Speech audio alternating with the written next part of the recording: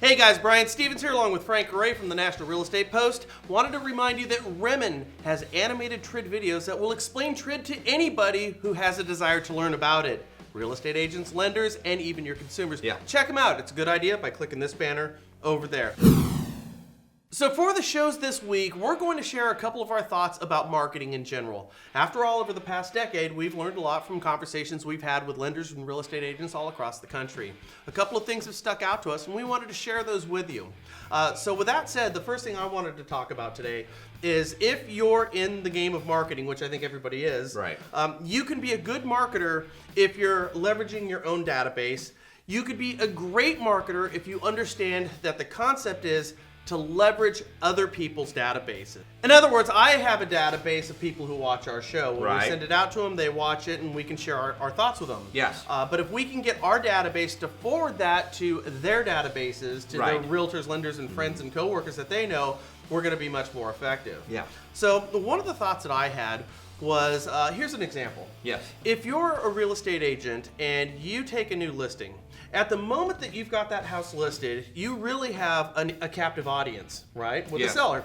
Now, the goal of the seller is to sell their house presumably as quick as possible and for top dollar. Right. Now, I, as a real estate agent, would go over to the seller and say, okay, if you list with me, I'm going to take my vast knowledge and all the people that I can influence, and I'm going to share it with them. Sure. But what would even be better is if I could also share that message with your database. Correct. So what I'd like to do is I'd like to get the name, the phone number, and the email addresses of your 10 closest friends, because what I want to do is I want to explain to them why you're moving. I mean, Yeah. why are you moving? Are you buying a bigger house? Did you get a promotion? Are you moving out of the area? Are you downsizing because maybe your kids flew the coop and they're going to college? Right. Whatever the case is, there's a story that your friends are going to be interested in.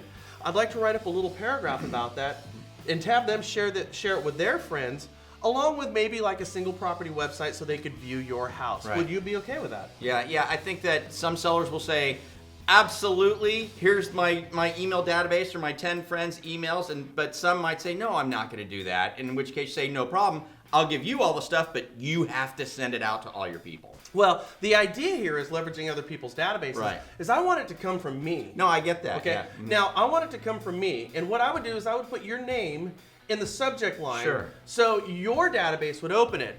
Now, on our show, for example, if we get a 40% open rate from everybody who's double opted into seeing our show, we've done really good. Right. But with your closest friends, when you send your brother, your mom, your best friend an email, your open rate goes up to 100. Oh, yeah. Okay? Yeah. So the idea is that if I send it on your behalf with your name in the subject line, Right. I'll get 100% open on a database, a group of people that don't even know me. Right. Now, of course, I'm going to have a fantastic call to action after I tell them why you're moving, saying, and by the way, if you have any questions about this property, please give me a call. And if you know anyone who might be interested or should consider buying a house, forward this along to them. Yeah. So what I've done is I've gone 2, 3, 4 levels deep. Right. So not only am I working on selling your house, in fact, as a real estate agent, I'm better at selling your house because I'm not only using my influence, but your influence as Right. leverage. But after I sell your house, that database, those 10 people who did the Right. forwards and the forwards and the forwards, they're sticking with me. Yeah. Let's hope So so. not only have I sold your house, but I've increased my database by 10, 20, possibly 30 people. Right. And so that's how you can effectively grow a database as a real estate agent. So in short, here's an idea. If you list a house, you have a captive audience. It's the person who's going to sell their house. They have a motivation to sell it. Ask for 10 names, phone numbers, and email addresses. Write a short paragraph as to why they're selling their property. Use one of your single property websites to Yes. display the property. Yes. Have a strong call to action to forward and contact you.